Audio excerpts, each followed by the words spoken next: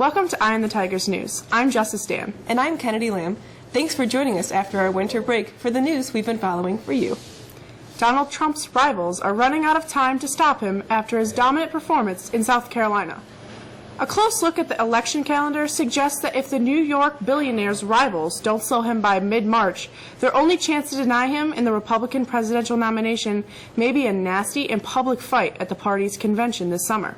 Winning states generates headlines, but the nomination is earned by collecting a majority of the delegates awarded in the primaries and caucuses. Next up, Nevada's caucuses on Tuesday. Senators Marco Rubio and Ted Cruz and Governor John Kasich are battling to get back to the race. After South Carolina, Jeb Bush suspended his campaign. Hillary Clinton's emphatic victory over Bernie Sanders in the Nevada caucus on Saturday made her nomination more likely as the candidates head to South Carolina for its primary this week. It's a state Clinton is expected to carry easily and thus carry her through the Super Tuesday primaries next week.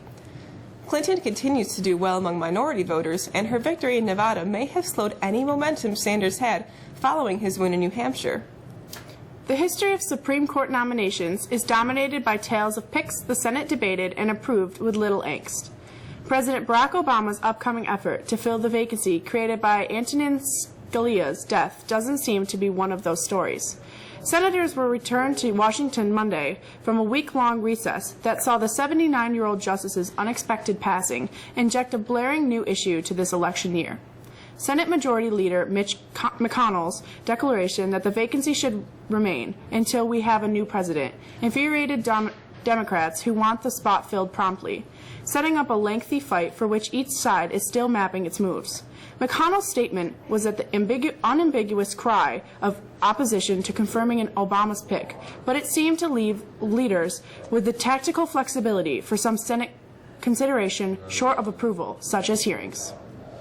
Authorities trying to piece together an hours-long weekend rampage that left 6 people dead in western Michigan said they are looking into a report that the suspect picked up at least one fare for a ride-hailing service between shootings. Jason Dalton, a 45-year-old Uber driver and former insurance adjuster who police said had no criminal record, was arrested in connection with the shootings after a massive manhunt was expected to be arraigned Monday. Authorities did not provide a motive for what they said was his targeting of victims with no apparent connection to him or each other in the Saturday night shootings. Apple Incorporated CEO Tim Cook, in an early Monday morning email to employees, said that the U.S. government should withdraw its demand that Apple help the FBI hack a locked iPhone used by a shooter in the San Bernardino attack. His communication to staff brushes aside several key government claims made in Friday's filing, including an assertion that the company was acting out of business interests and saying it would not cooperate with an investigation of the California shootings by the FBI. The comments from Apple and its CEO cap a week of back-and-forth filings and statements involving the Justice Department, FBI, and Apple after a U.S. magistrate ordered the company to break its iPhone security protocols to assist federal officials probing the San Bernardino shootings. Lawyers for the company that made the rifle used to kill 20 first graders and 6 educators at Sandy Hook Elementary School are expected to ask a Connecticut judge to dismiss a wrongful death lawsuit filed by families of some of the massacre victims. Freedom Group, the Madison, North Carolina parent company of AR-15 maker Bushmaster Firearms, is arguing that it is protected by a 2005 federal law that shields gun manufacturers from most lawsuits over criminal use of their products. Lawyers for the plaintiffs, who include the families of 9 children and adults who died and a teacher who survived, say the lawsuit is permitted under an exception to the federal law that allows litigation against companies that know, or should know, that their weapons are likely to be used in a way that risks injury to others. Today's odd news of the day comes from Ohio, where a teenager posing as a state senator toured a high school and spoke to a class. The school officials didn't realize they were fooled until weeks later, authorities in Ohio said. Mohawk Local School District officials said Isaiah Hawkins of Marion, Ohio, visited the high school in December and claimed to be a lawmaker replacing another senator. They realized they had been duped when Republican Senator David Burke of Marysville showed up to speak weeks later as scheduled. What can we expect our weather to look like this week? Here's Alexis with the forecast.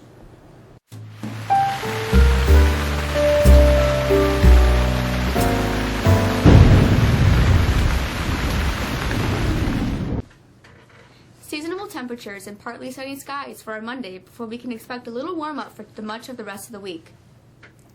Tuesday, we should reach 40 degrees on sunshine peaks through cloudy afternoon skies. We should expect some rain showers Tuesday evening, and with temps falling, some snowflakes could mix in. Wednesday morning, we expect some more steady rain showers with temperatures again in the low 40s. The rain showers continue for Thursday, but that rain could change over to some snow showers as temperatures fall, and we'll have to deal with some windy conditions. Thursday night, we see some changes as a cold front approaches and rain turns to all snow. We could see 3 to 4 inches of snow overnight Thursday. The snow sticks around for Friday morning. Too early to know for sure how much, but right now it doesn't look too significant. That's our weather. I'm Alexis. Have a great day. You couldn't have asked for a more exciting finish to the Daytona 500. Here's Abby with the details in news and sports.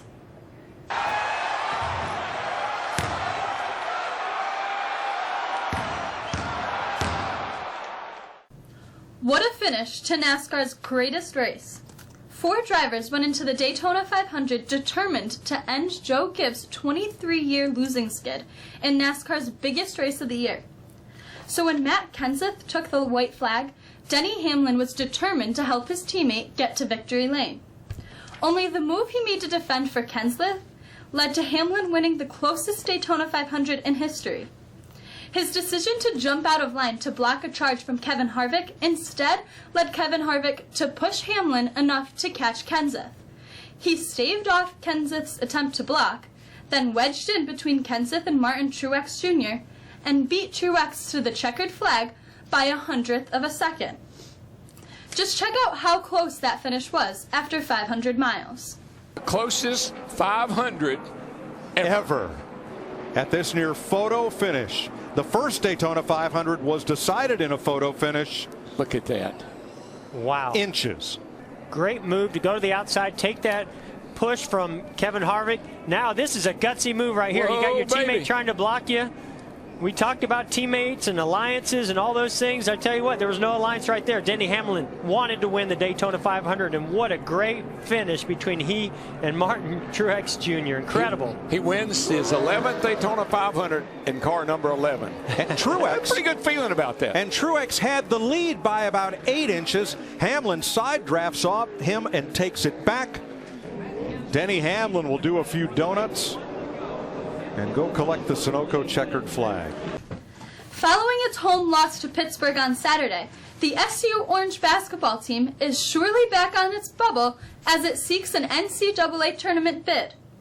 Sitting at 18 wins, most experts, or bracketologists as they're known, see the Orange needing to win at least 20 games to get in. They finished the regular season with a home game against NC State on Saturday before finishing up on the road against North Carolina and Florida State. Congratulations to Mexico wrestlers Theo Powers, Austin O'Reilly, and Hunter Howland, who will be headed to Albany this Friday to compete in the state wrestling championships. Powers returns to Albany after winning the Section 3 championship again. He'll also defend his state championship that he won last year. Howland and O'Reilly both head to Albany after gaining at-large berths. Finally, congratulations to senior Noah Galuzzo, who again won the Section 3 diving championship and will now head to the state meet on March 4th and 5th at Erie Community College. That's all for now. I'm Abby Garrett. The calendar is pretty busy this week. Of course, the big event is this year's French semi-formal taking place on Friday. It's the 25th year anniversary of the much-anticipated dance. Next week, this year's musical, Mary Poppins, takes place with curtains going up on March 3rd, 4th, and 5th at 7. And seniors should keep in mind that applications for Dollars for Scholars must be completed online by Saturday, February 27th. Well, that's it for us. We're back at it on Wednesday. For the staff of Eye on the Tigers News, thank you so much for being with us. I'm Kennedy Lamb. And I'm Justice Dan. Have a great day.